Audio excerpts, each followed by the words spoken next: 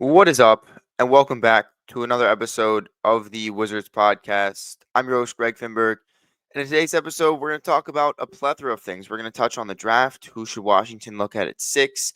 Who should they look at 18? Why I think it's realistically a two-horse race at number 6. Maybe some options even at number 40, and kind of give my thoughts on that. But we'll have another draft episode later in the week with my guy Damo, more so breaking down the individual prospects, the battle between Fears, Johnson, Queen for 8, and all that stuff. So I'll touch on that. But I also want to talk about all rookie teams. Alex Sarr, Bob Carrington make it. Keyshawn George doesn't. The case for George making a team and kind of recapping, why it's important that Sarr and Bub were recognized for the great seasons they had. And then want to talk about some draft buzz. I have a lot of people saying Kon Knueppel was Corey Kispert. I disagree. I'll talk about why. Why Washington could benefit from taking a scorer at number 6 instead of just looking at defense, and two-way players. Maluach, Sarr pairing, how that could work. Wild cards at number 6. So we got a lot to talk about. Trade up, trade back. But first, I want to start with the all rookie teams because that's more so prevalent now, being that it was just 2 days ago that they were released. Washington has 2 players on the all rookie teams. They have Alex Sarr, who makes the all rookie first team, and they have Bub Carrington, who makes the all rookie second team. Now, I saw a lot of buzz, especially the last month or so, in the discourse on who should make all rookie, who shouldn't. And there's a lot of prominent guys in NBA media that said, you know what, Alex Sarr isn't one of the top 5 rookies from this past season because he shot 39% from the field as a 7-foot center. That was the main knock on Sarr and why people thought he shouldn't make first team. And I understand that. Sub 40% for a 7-footer isn't great, but he did everything else very well. I mean, 13 points, 6.5 rebounds, 2.5 assists per game, 1.5 blocks per game, led all rookies. Like he was very solid. He shot 31% from 3 after shooting like 9% over the first month. He had a month where he shot 46% from 3 on a really good amount of attempts. Very good rim protector all year on one of the worst defensive teams in the league when everything was funneled to him at the rim because they couldn't defend anything on the perimeter. Like all of these things considered, it's very clear that he was one of the 5 best rookies in the league. I don't know why that's even being discussed, but nonetheless, the voters awarded him. He was the 5th guy of 5 on the team, to be fair, but he still made it, and rightfully so. He's a first-team All-Rookie. Great selection for the Wizards. He's got a lot of upside, a lot of room to grow. But Alex Sarr ends up making All-Rookie first team. And then you got Bob Carrington, who makes All-Rookie second team. 9.8 points per game, 4.5 assists, 4.2 rebounds, and the most important stat, all 82 games. The only rookie to play all 82 games this season. That's probably the most impressive of all of his stats. And in game 82, he has that game-winning buzzer beater against the Heat to culminate a very solid rookie season where in the second half, he really surged as compared to some struggles in the first half. But again, Bob Carrington makes the rookie team there. And then a couple stats from my guy Chase Hughes from Monumental Sports. Alex Sarr is the first Wizards player to make first team All Rookie since Bradley Beal in 2012-2013. He joins John Wall, and Bradley Beal as the only first team All Rookie Wizards players this century. That's saying something. Good company there. And then another one, Alex Sarr and Bob Carrington are the first pair of Wizards/Bullets teammates to make All Rookie in the same season since Rod Thorne and Gus Johnson in 63-64. So again, it hasn't happened in 60 plus years that the Wizards have had multiple guys on the all rookie teams. In terms of the reaction of the rest of the team, Castle, Risachet, Wells, Edey, and Sarr is the first team. Makes sense to me. I mean, I thought Edey and Wells were terrific all season. You obviously have Risachet, who was the #1 pick, had a very solid year. Spawn Castle, Rookie of the Year. He was great. So understandable. I mean, Castle got all 100 first team votes. Risachet got 99. Sarr got 54 first team votes. Khalil Ware came in second behind Sarr. Sarr got 150 total points. Ware got 138. But nonetheless, Ware, Buzelis, Yves Missy, Klingon, and Bob Carrington round out the group. And we will see is Keyshawn George was omitted from this group. And again, not to anyone's surprise, really. When he missed the 7 games late in the season, that kind of stunted the momentum that he had in terms of maybe making a late push. 8.7 points per game, 4.5 rebounds, 1.7 stocks per game, like very good numbers. And it's more so non-counting stats that made George shine. His defense down the stretch, taking away the opponent's best player, clamping guys so they get frustrated, commit flagrant fouls. That was all noticeable. throughout the year, and it's not going to be in the counting stats. And unless you watched 82 games or however many 67 games of Keyshawn George, 68, you wouldn't really see that impact. So again, not surprised that George was omitted from the teams, but should it knock him or diminish the season he had, because he was terrific, and for most of the season, Wizards fans thought he was possibly the best rookie on both ends of the floor. So shout out to George, shout out to all three, because that's a really good draft class right there. Obviously, AJ Johnson didn't make it. He didn't play when he was off the Wizards. Like, he played like a couple games for the Bucks, and then when he was on the Wizards, he had some great games. He had some really bad games. So not surprised there either. He wasn't even in consideration for the teams, but kind of showcases the success that Washington had last draft. Hopefully, they'll look to get that similar success in this draft. So I wanted to briefly touch on the role rookie teams. Kind of went as expected. I had drafts in my tweets for each player, and I mean, I had Sarr for first team, Bub for second team, George not making it, and just fired those off because it went as expected. So um, you know nice little note for Will Dawkins to kind of see the success of his draft from last year. Moving forward, obviously, most of these pods are game recap pods, or free agency or trade pods, or anything that's prevalent. But they're going to more so be draft pods for the next, realistically, month. I mean, the draft's the 25th and 26th of June. We got a little over a month by the time this is released on the 22nd to just kind of dive into these prospects, because while the whole season for the Wizards is more so about development, the offseason is about the draft. The reason they sucked this year and last year is for the draft.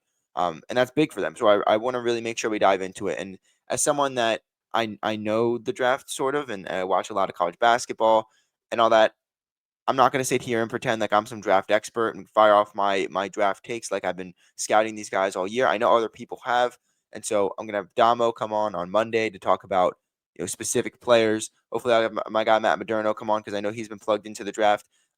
Other draft experts that I'll try to get on at some point. I was on Yossi Gonzalin's pod the other day. He's the salary cap expert. I'll have him on sometime closer to free agency to kind of dive into the Wizards books and what they could be looking at realistically as some options. They signed Valanciunas and Bay last year to cheap deals. Who are other guys that they can maybe get with some of the mid-level exceptions, stuff like that. So that's kind of a preview of what's to come. But I want to get into some draft takes and some draft buzz that I've seen over the last couple of, not last couple of weeks, I guess the last week since the draft lottery, and kind of give my take on some of these main points. The first one is, look, Kon Knueppel, I understand he's a white boy that is a really good shooter, but he's not Corey Kispert. Like, I understand that's an easy link to make based on what I just said, but Khan is a lot more than that. He's a better shot creator than Kispert. He's a better finisher, and this is all obviously at this age, right? This is compared to Gonzaga Corey Kispert coming out of the draft. Khan's a better shot creator. He's a better finisher. He's a better shooter, better defender than Corey. He's a way more complete player than Corey was out of Gonzaga. And that's not to say Corey was just a specialist there, but that's mainly what he did, was catch and shoot jumpers at Gonzaga. Kon Knueppel, second best player, I believe, on that Duke team with Cooper Flagg. When Flagg didn't have it going, it was Kon that made it work and made it happen, created his own shot. Wasn't just reliant on other facilitators to get him open looks. He got open looks for him and his teammates. These are all things that you can see from watching film. And when I first watched him, I made the link as well. It's an easy comparison to make. But the more you watch Kon, the more you see that he's way more than just a shooter. And now that's not to say that he should be the pick at 6. I have him right now as what I have a 7 on my board. He's jumped Derek Queen. The more film I watch on Kon, the more I like him. And it's not to be a knock on Derek Queen, by the way. But I just think that for me at 6, and I'll get into this in a second, it's Fears or it's Trey Johnson. I don't see, because top 4 should go as the top 4 is expected. Flagg, Harper, and then one of either Bailey or Edgecombe, 3, 4, whatever way that goes. And so you're sat there, if you're the Wizards, whoever Utah doesn't take there at 5 needs to be your pick. Now, most mocks would say they need to take Trey Johnson because they have other guys similar to Jeremiah Fears um, that they can kind of develop. They have obviously Colin Sexton at the guard position. They have Collier, who they just drafted. They have Keontae George, who's pretty similar in some standards to Jeremiah Fears, but they don't have that locked, go-to score at the guard position, I guess. Trey Johnson makes sense there, but a lot of people think that Kon Knueppel is the player that they might take there in Utah. So we'll see how that unfolds, but I wanted to kind of like diminish that myth that Kon Knueppel is Corey Kispert. He's not. Just because they're white and can shoot does not mean they're the same player. Kon's better in a lot of different categories than Corey coming out of the draft. Um, Fit wise, like Washington needs a lot more, right? Like I don't know if Khan's ceiling is as high as some of the other players. I don't know if his ceiling is as high as Queen's. I don't think it is. But his floor is extremely high. I mean, he's gonna be a solid player, which is why it makes more sense for a team like Philadelphia to take him. And we'll talk about trade up scenarios in a second. But a team that kind of snuck its way into the top part of the lottery and needs a guy that is going to contribute right away. I think Khan is that guy. For a Wizards team that's kind of star hunting, I think that he's not the right player to pick there, and by no means would I be upset if they did. But I think again, the Wizards will have a chance to take either Fears or Trey Johnson. I have them over him on my board. Obviously, I would think it's a poor decision to take Khan over one of those two elite scorers. So that being said, wanted to kind of diminish that myth there. Moving on to my next point about the draft buzz. Um, Look, while I tweeted this out the other day, and I received mixed, I guess, mixed reactions from Wizards fans or anybody that was commenting about it. But while a two-way player is preferable in like all standards, obviously you don't want to draft a player that's only good at defense or only good at offense. If they're good on both ends, yes, that's obviously preferable. And for the Wizards, it's been preferable, right? Because they've liked drafting these two-way athletic guards or forwards with size and length and athleticism. That's kind of what they want. Um, but my point stands. While it's obviously preferable to draft someone like that, Washington needs scoring. They need scoring pretty badly, right? I mean, the stats back it up. Last season, they ranked 30th in offensive efficiency and 30th in offensive rating. They were 27th in the NBA in scoring last season in terms of points per game, at around I think like 105, which is pretty bad, considering the scoring that the league has gone into the last couple of years. And Trey Johnson and Jeremiah Fears, they offer immediate scoring help. They offer that offensive help that Washington so desires at number 6. Because there were times last year where the Wizards played a good defensive game. I mean, against Orlando, one of the best defensive teams in the league, Washington held them, I think, to like 99 points, but the Wizards, I think, scored like 84. Like there's games where that has happened too, where Washington's defense was locked in, it played well, but their offense couldn't generate anything, especially without Jordan Poole, right? When Jordan Poole didn't play, you saw how different Washington's offense was when guys who really can't, or at this point in their career, can't create their own shot or create for others were tasked with doing so. It didn't work out so well. And that's good because when you don't have a guy like Poole leading the way, it exposes some of the flaws and exposes some of those needs. And Washington still has a pretty big need, in my opinion, obviously, um, to get a go-to scorer, to get someone else apart from Poole that can facilitate, that can create their own shot. And that's I don't know if Jordan Poole is the answer at point guard. I don't know if he'll be here in the future, but I think he'll be here next year. And if you're looking to maybe make a little bit of an improvement, um, just draft an offensive player. I understand it's not the two-way guy that you're so desiring, but Fears Johnson are very gifted offensive players, and for a team that ranked 30th in efficiency and rating last year, they need it. And so again, I understand that we need a two-way player at literally every pick. But again, I'm fine with Washington just going score at 6. Maybe you can draft another two-way guy at 18. Maybe you make a trade up with 40 and 18, move up 3 spots or 2 spots, and get another two-way guy. I don't know. Thomas Sorber fits the bill. Rasheer Fleming. There's a bunch of different options, right? But my point still stands. They need to score, and I think 6 is the perfect place to do it. You'll get either Fierce or Johnson, and you can kind of use them as a way to propel yourself off the mat of the worst offensive team in the league and start scoring some points and competing with some of these teams. Um, another question that I've gone in relation to the draft and mainly to 6 is the Khaman Maluach and Alex Sarr pairing. Will it work? Um, I understand the reservations there. I have the same exact reservations myself, obviously. Pairing two 7-foot players that are, pretty similar in terms of they're good rim protectors, good defensive players. Sarr had shown the ability to make the three, and Maluach didn't shoot many at Duke, but throughout the combine, there was a drill where he went 12 of 25, and there's a wide open threes as well, but he went 12 of 25 from three. And so he's shown, I guess, an ability to do so, but they're just they're similar players to me. Like The main thing with Maluach is he's still quite young, and on top of that, his wingspan, his measurables are off the charts. I mean, 7'2". He measured a 7'5" wingspan and 9'8" standing reach at the combine. I mean, that's unbelievable. Uh, like he has the measurables to be an all-world defender, right? Um, but is that all he's going to be? Is he going to be some guy that blocks shots and does all that type of stuff and maybe can't defend 1 through 5 like a Rudy Gobert on that end? Doesn't have any offensive game really whatsoever, but he's going to set screens. He's going to roll to the basket, get offensive rebounds, and defend. Is that really what Washington needs after you just drafted Alex Sarr? I don't know. I think the two center lineups that have kind of sprung up in the NBA recently, especially in the playoffs, with your Hartenstein and Chet combinations, your Jared Allen and Mobley combinations, that's kind of been the resurrection of that lineup. But what I will say is they're kind of different players, both of them. Like Jared Allen's a more bulky shot blocking interior player, whereas Mobley is a great shot blocker, but he can defend 1 through 5. He's more athletic, but he can also stretch the floor with the three. He can create his own shot. They're different players. Same with Chet and Hartenstein, both great rim protector and defenders and all that. But Hartenstein's really the big screen setter and roller. Chet can space the floor and kind of defend multiple positions. Versus if you have two Evan Mobleys or two Chet Holmgrens, like you're missing some of that bruiser down low. I mean, Maluach and Sarr, very similar type players. And maybe if the Wizards think Maluach is the best possible player at 6, then sure. If they trade back, sure. That's another discussion, but I just think you're drafting two of the same guy, really, and I don't know if their skill sets mesh too much. And I think obviously at 6 you're trying to draft a starter, right? I don't know if you're drafting Alex Sarr's backup at number 6. That's not what you're not going to do that.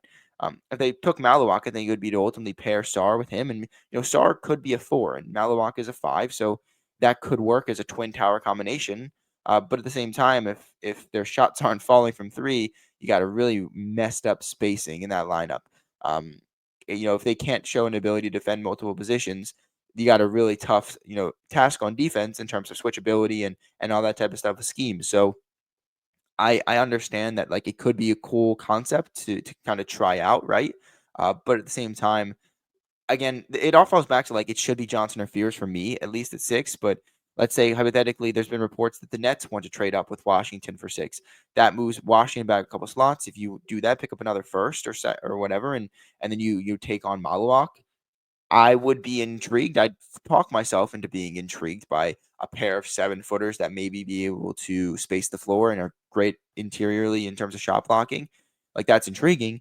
But again, I think there's better options there. I think it could be a little difficult in terms of the spacing and the whole concept itself. Um, but we'll see if they do go there, then we can talk about it further. And then the last main draft buzz I want to talk about is wild cards at number 6, because you're going to have your draft risers, right? After the combine, after individual pre-draft workouts, there's going to be some buzz about guys that have been skyrocketing on boards, and kind of moving their way up in terms of they were supposed to be a mid first round pick, but they're going to go top 5, top 6 now. And so you got Igor Demon out of, I think it's Yegor actually, Yegor Demon out of BYU, who all season was really, this guy could be terrific, but the shooting isn't there. I mean, he shot very poorly from 3, but he offers size, he offers playmaking, a 6'9", forward, really. He played the 3 or the 4 at the NBA level, who can really create for others, create for himself. But the shot is definitely not there. There's defensive concerns as well in terms of switchability, athleticism. Can he really stick with some of the more athletic guys in the league? The shooting concerns are obviously the biggest issue, and he shot better at the combine, right? But still has a ways to go. And so that's someone that I've seen. I'm pretty sure Matt Moderno has him pretty high on his board. I've seen, Babcock Hoops talk very highly about him. There's a lot of people that are high on him, but there's also a lot of people that have him outside the lottery. There's a big debate on NBA Twitter, basically draft Twitter. Brett Siegel, who is like the insider for Clutch Points. I don't know how much of the draft he watches. According to a lot of different people, none. But he was basically saying if you don't have Igor Demon in your lottery right now, you don't really know what you're talking about. And there's a lot of pushback there saying, hey, we know exactly what we're talking about. Igor Demon could be a guy that you should take in the lottery, but he's also shown that he isn't that good, and or he's shown flashes or spots that he hasn't played that well, and the shooting is concerned, the defense is concerned, all that considered, those limitations have him outside the lottery versus more polished prospects, and that's understandable from both ways. But that was kind of the debate there. I'm high on Demon. I think he should be a lottery pick. I don't think that he should be the pick at 6. I think there's better prospects available. But again, it's more so like a I would understand it more other than a I would like that pick. And then Noah Assange out of France. It's another French guy. I mean, the pipeline is serious if they end up taking this guy, whether it's at 18, where I've seen him mocked more so than 6. But he could be a high riser. He has size, he has scoring, he's an athletic wing that provides defensive versatility, switchability at 6'9". Kind of not Risachet like. He's just very thin. That's probably why, like build wise, I'd say. But he is a Dawkins prospect. He fits that bill, and so I don't know if he'll be there at 18. I think 6 is far too high to draft him.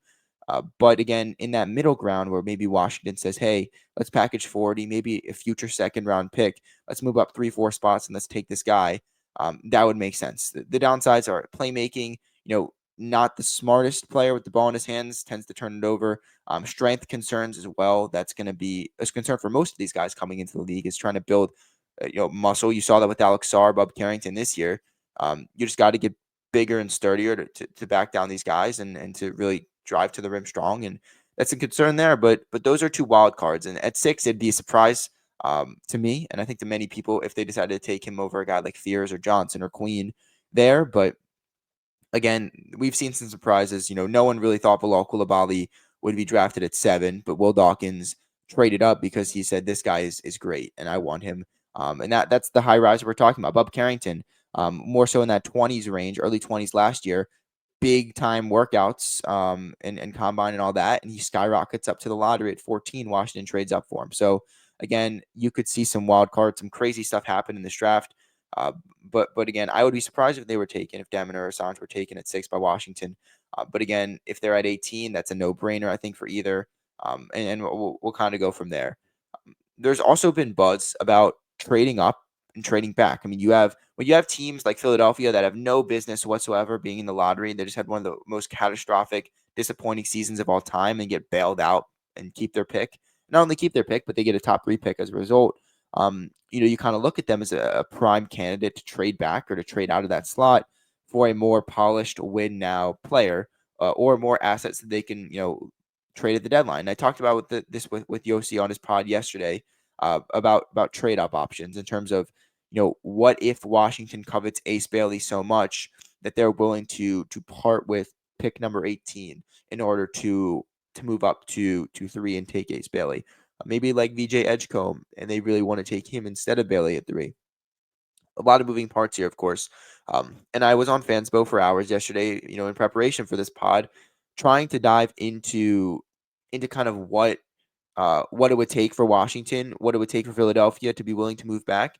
Because again, Ace Bailey to Philadelphia doesn't make much sense to me. Like, he's a very high ceiling, but he's going to take some time to get there, right? He was a really inefficient player at Rutgers, and again, doesn't make sense to Philly. I think Kon Knueppel is a great pick for Philadelphia in terms of someone that's way more polished and can help them win now, because they have about a 3, maybe 4-year window with Embiid, PG, Maxey to make it work. And drafting a guy that's a project, you saw that with Golden State, it doesn't necessarily work. Where you have a win now team and you draft some, developmental prospects, that doesn't really work. And so if I'm Philly, Bailey doesn't make sense to me. I want to trade back. Let's say they do, and Washington's like, okay, we want Bailey. Look, does Philadelphia need number 18? Maybe. But again, it's the same thing. They're an old polished team. Do they need a lot of draft picks? No, I think they need veterans that can help them and round out the roster. So I think future picks would be more so worth it than number 18, because that way they can trade those at the deadline for other guys, kind of giving them some other assets. So Washington has Golden State's top 20 projected 2030 pick. They have Portland's 2029 first round pick from the Denny trade. They have the first round pick, the worst of 4 different that they got in the Jared Butler trade with Philadelphia, picking up Reggie Jackson's contract. So they have other people's picks in terms of their own as well. But second round picks as well. They have a lot to offer for 3, right? I don't think 18 or 40 is enticing to a Philadelphia team looking to win now. And that's why I don't think it works, right? And you got to consider. I've seen a lot of trades where Washington takes back Paul George's contract. That's not happening. $51 million a year for someone that can't stay healthy, especially when he doesn't fit your timeline whatsoever. I think that's pretty stupid, especially when the Wizards have that top 8 protected pick that they would like to protect next year. PG does not help that at all. So again, that makes no sense. It's just I tried so many different trades for Philly, and like I don't like any of them. I mean, Corey Kispert could be a guy that they covet, but if they take Khan there, you want to add multiple shooters. And I mentioned they're not the same player. I understand that. But again, if I just drafted Kon Knueppel, I wouldn't want to trade for a sharpshooter. That makes no sense to me. In Corey Kispert, they want Rashawn Holmes as a backup option at center. No, he's a non-guaranteed contract. Like they could just sign him if they wanted. If Washington doesn't keep him, it doesn't make sense to me. The contracts don't work, and so I don't think it's gonna happen at all. I don't think the trade can really be made unless like a multiple team trade. You look at Charlotte at 4; they're gonna just take Bailey or Edgecombe, whoever falls to them. I don't think they really want to trade out of that slot. They need talent in a big way. To pair with Miller and the Mello and that team that they have. Utah at 5, like again, I think they're just going to sit there and wait for anybody that falls. Now, I could see Utah as a team that facilitates a deal to get Ace Bailey if they really like him with Philly. It's only 2 picks instead of 3. Won't cost as much as it would for Washington there. And I could definitely see that happening, right? But at the same time, it's tough for Washington to make a move up, and I don't see one happening. Now, when you look at trade back scenarios, right? Um, I also want to preface this, right? I don't think Ace Bailey is worth it for a trade up. Like, yes, he's a very intriguing prospect. I've seen links to Kevin Durant, which I disagree with. I don't think he's that good. Um, I understand the comparisons, right? But I don't think that's worth it to me. Like, I honestly think that it's very, very possible that Trey Johnson, Jeremiah Fears, Derek Queen have better NBA careers than Ace Bailey. Like, he's not one of these generational can't miss prospects like the top 2 players in this draft where I'd be willing to move a lot of assets for him. That's not the case. And there's a possibility that he falls. You could fall into your lap at 6 if you get lucky. So again, I don't think he's worth it. I don't think Edgecombe is either. I don't think they're prospects that truly separate themselves too much from the other players that Washington could take in that range. So, and that may be a hot take, right? That's just an individual opinion, but I don't like that at all. Some other trade up scenarios that I've seen. The main one is Bilal Coulibaly plus pick number 6 to trade up for number 2 and get Dylan Harper from the Spurs. Uh, Look, I get it, right? I think it's too rich. I'm not going to give up on Bilal Coulibaly just yet. Plus, who I could get at number 6 for an unproven player like Dylan Harper. Um, Look, I think Dylan Harper has a huge gap between him and Ace Bailey. I've seen the comparisons to Cade. I think Harper could be a star. It's going to be way harder for him to be a star on a team like San Antonio that has so many great players already and young players already to where I don't even think he'll start. But I think it's too much. I'm not ready to give up on someone that I think could be such a great defender in Bilal, and if he adds a shot, he could be a really good two-way guy. And whoever I can get at number 6 to move up to take Harper. Harper is just not that good for me. Yes, I do it for Flag and a heartbeat. And Brandon Miller, maybe. I think he was a way better prospect than Harper. But at the same time, I'm not willing to just give Bilal up like that just so I can maybe take a chance on someone to be a star. That's kind of star hunting. That's like being how do I describe it? You're getting a little bit too impatient and antsy. Like, oh, we got hosed in the lottery and we haven't been able to get the top guy the last couple years when we've been tanking. Let's just go all in for somebody that could be that guy. I don't like that at all. I think it sets you back versus puts you forward, and that's not a move that I'd be willing to make. And I've seen a lot of dialogue. Some people really think that you have to get the star and that's the move. But I wouldn't overpay just because I got unlucky in the lottery. That's not what I would do. I would rather sit at 6, keep Bilal, take whoever falls between Fears and Johnson, and move forward. You're going to get a top pick next year. Draft with the Boozers, Darren Patterson, a bunch of really talented guys that you could also get. I'm not willing to set myself back by trading Bilal there. Um, Now, in terms of trading back, right, there was some buzz, and I don't know how much so many sources this guy has, but someone on Twitter said Washington was looking to make some moves. Another guy said that the Nets were looking to trade up with Washington because they covet other players like Fears, mainly Fears at number 6. Um, I get that. Maybe if like Washington really covets Johnson and they think Fears is kind of, a guy that they would be willing to pass on, you wait until Johnson most likely goes at 5 and you're like, okay, well, Brooklyn, where's Brooklyn? I think they're 8 or 9 in the draft. Yeah, they're 8. So if you're Washington, it's like, okay, we don't want Fears. Brooklyn's going to give us, I don't know, like 3 second-round picks, or Brooklyn's going to give us one of the first-round picks that they got in recent years and move up 2 spots to 6, and then Washington sees Fears go. They didn't want him. And then you're sat there at 8 and you're like, okay, New Orleans, maybe they take Derek Queen. Then you can take Maluach. Maybe you like Yegor Demon and he's going to be there. So, like, I could understand a trade back with Brooklyn. That's way more feasible than trade up, I think, with Philly for the most part. You look at some other options with the trade back, like picking up an extra first rounder. I get the point there. And, okay, like, let's continue to stockpile our picks.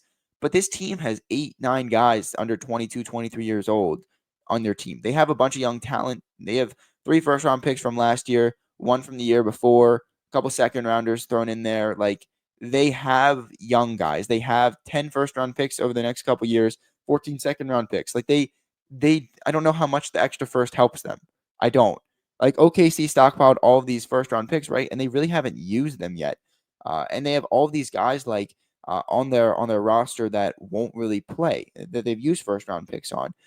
And so I don't know how much that moves the needle for me in terms of, I can move back 2 slots and pick up 3 extra second round picks when I have 14 over the next couple years. That doesn't help me at all. Like, I need talent. I'd rather just sit at 6 and take the talent that I want instead of sitting back at number 8 and hoping that the guy that I want isn't drafted by New Orleans at 7. Like, I'd rather also just take Fears. Like, there's a lot of things that go into it, and I understand, yes, you want to keep stockpiling all these assets to trade in the future or use in the future, but at a certain point, it doesn't affect me anymore. Like, the Wizards have their own picks. Obviously, the one protected next year, but once that doesn't convey, it's just 2 second-round picks, and then they own all of their picks in the foreseeable future, plus 3 additional first-round picks. Like, they need talent. They don't need picks at this point. And so I think staying at 6 is the best outcome. And if Brooklyn blows you away with an offer like, here's Cam Johnson and a first rounder, I really want Jeremiah Fears. Yes, you can't say no at all. And honestly, if it was not even an extra first rounder, if they just said, here's Cam Johnson and 8 and I'll give you 6, or here's Cam Johnson and 8 and I want 6, like, yes, that's a no-brainer by all means, because you could dump Cam Johnson at the deadline for a lot. You could also keep him. Like, I've seen him as a name thrown in the hat. That's why I throw him in that trade. But if it's me, I'm staying at 6 unless I'm blown away with an offer. This team needs talent. They need scoring talent mainly. And I think that's going to be available between Fierce and Johnson at 6. So that's trading up, trading back. It's kind of some of the pre-draft buzz, some hot takes that I wanted to talk about from guys about Maluach, Sarr pairing, Kon Knueppel not being Kispert, all that stuff considered. That's going to kind of wrap it up for this episode. Moving forward, like I mentioned, I got my guy Damo coming on, very knowledgeable about the draft. He'll be on with me Monday, which I believe I'll record Monday. That'll be out on Tuesday. Ideally, I'm going to be moving in the offseason. Stuff's more slow, but I want to do multiple episodes a week leading up to the draft, bringing on as many draft experts as I can to make Wizards fans and my listeners more knowledgeable and myself more knowledgeable about some of the prospects here in the draft. So hopefully we'll get someone else on around Friday or Saturday. But look out for that one with Damo. He knows his stuff, so I'm excited, looking forward to that. Pre-draft workouts are going to start for the Wizards. There's going to be some trackers. I know Hoops Hype does a pre-draft workout tracker in terms of kind of tracking, who the Wizards are bringing in for meetings, who they're bringing in for pre-draft workouts, and that type of stuff. So be on the lookout for that. I'll be tracking that as well. But that's going to do it for this episode. Wanted to kind of fill you guys in on what I've been hearing about the draft, the news with the all rookie teams and all that stuff. So again, be on the lookout for my pod with Damo on Tuesday. And yeah, thank you guys for listening. A big month ahead for the Wizards in terms of finding out who they take at number 6 and number 18 at number 40 and moving forward. So thanks for listening, guys. Go Wiz.